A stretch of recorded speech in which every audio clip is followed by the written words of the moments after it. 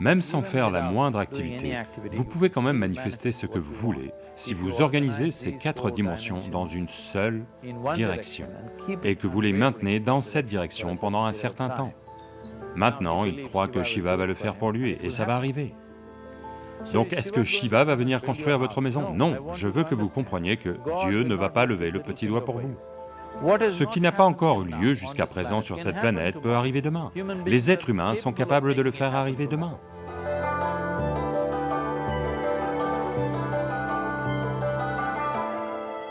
Tout ce que nous, en tant qu'êtres humains, avons créé sur cette planète a essentiellement d'abord été créé dans notre mental. Tout ce que vous voyez, qui est le travail de l'homme sur cette planète, c'est d'abord exprimé dans le mental, puis ça s'est manifesté dans le monde extérieur. Les merveilles que l'on a faites sur cette planète et les horreurs que l'on a faites sur cette planète, toutes sont parties du mental humain.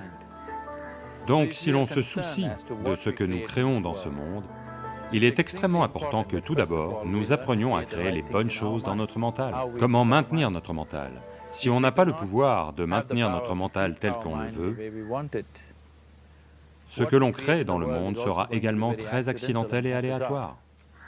Donc apprendre à créer notre mental tel qu'on le veut est la base pour créer le monde tel qu'on le veut. Il y a une merveilleuse histoire dans la tradition yogique.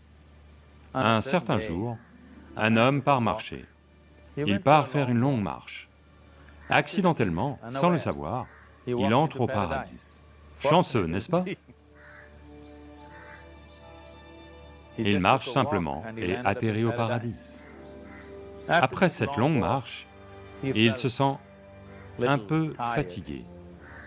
Alors il se dit, « Oh, je suis fatigué, j'aimerais pouvoir me reposer quelque part. » Il regarde autour, là, il y a un bel arbre, sous lequel il y a une herbe très tendre. Donc, c'est attrayant, il va y poser la tête et s'endort. Au bout de quelques heures, il se réveille, bien reposé, et se dit, « Oh, je suis bien reposé, mais j'ai faim, j'aimerais avoir quelque chose à manger. » Et il pense à toutes les belles choses qu'il a toujours voulu manger dans sa vie. Et instantanément, toutes ces choses apparaissent devant lui. Vous devez comprendre que là-bas, le service est comme ça. Les gens qui ont faim ne posent pas de questions. La nourriture arrive et ils mangent.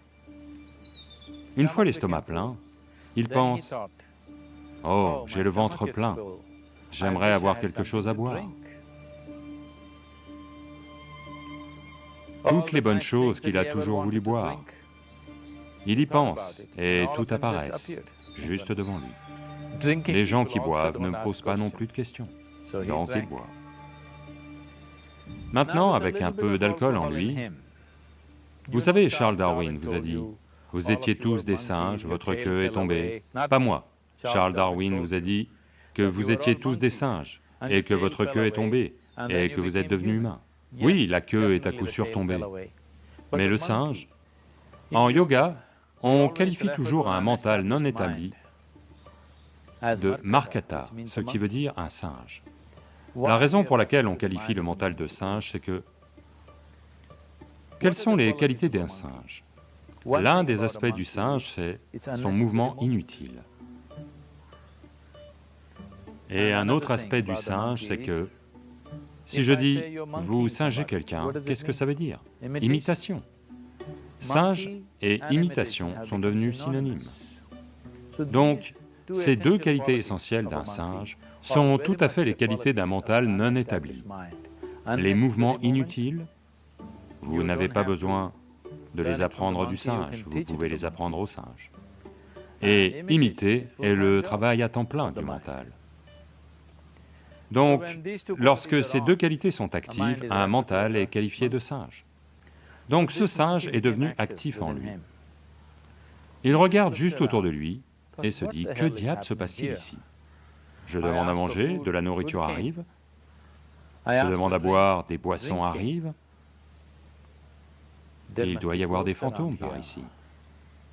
et des fantômes arrivent. Oh, les fantômes sont arrivés, ils vont m'encercler et me torturer, pense-t-il. Immédiatement, les fantômes l'encerclent et commencent à le torturer. Puis il se met à crier de douleur et dit, « Oh, ils vont me tuer !» Et il meurt. Il venait juste de dire qu'il était un être chanceux. Le problème, c'est qu'il était assis sous un kalpavriksha, un arbre à souhait. Il demande de la nourriture arrive, il demande à boire, des boissons arrivent, il demande des fantômes arrivent, il demande la torture arrive, il demande la mort a lieu. Maintenant, ne vous mettez pas à chercher ces kalpavriksha dans la forêt. Vous pouvez à peine trouver un arbre ces jours-ci. Un mental bien établi, un mental qui est dans un état de samyukti est appelé un kalpavriksha. Si vous organisez votre mental à un certain point, cela organise à son tour l'ensemble du système. Votre corps, vos émotions, vos énergies, tout s'organise dans cette direction. Une fois que toutes ces 4 dimensions en vous, votre corps physique, votre mental, vos émotions et les énergies fondamentales de la vie sont organisées dans une seule direction.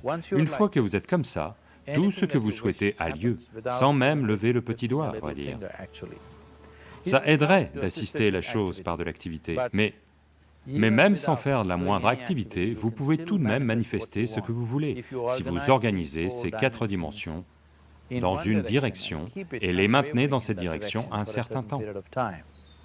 En ce moment, le problème avec votre mental, c'est que, à tout moment, il change de direction.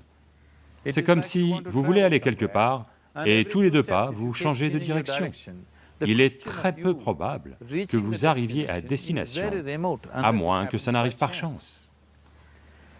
Donc, en organisant notre mental et, par conséquent, l'ensemble du système, et ces 4 dimensions de base de ce que vous êtes en ce moment dans une seule direction, si vous faites ça, vous êtes vous-même un kalpavriksha. Tout ce que vous souhaitez va avoir lieu. Mais en ce moment, si vous regardez vos vies, tout ce que vous avez souhaité jusqu'à présent, si ça arrive, vous êtes fini. Toutes les choses et tous ceux que vous avez désirés, si tout ça atterrit dans votre maison aujourd'hui, pourriez-vous vivre avec ça? Une fois qu'on dispose d'une telle capacité, il est très important que nos actions physiques, nos actions émotionnelles, nos actions mentales et nos actions énergétiques soient contrôlées et dirigées comme il faut. Si ce n'est pas le cas, nous devenons destructeurs, autodestructeurs. En ce moment, c'est notre problème. La technologie, qui est censée rendre notre vie belle et facile, est devenue la source de tous les problèmes, et l'on détruit la base même de notre vie, qui est la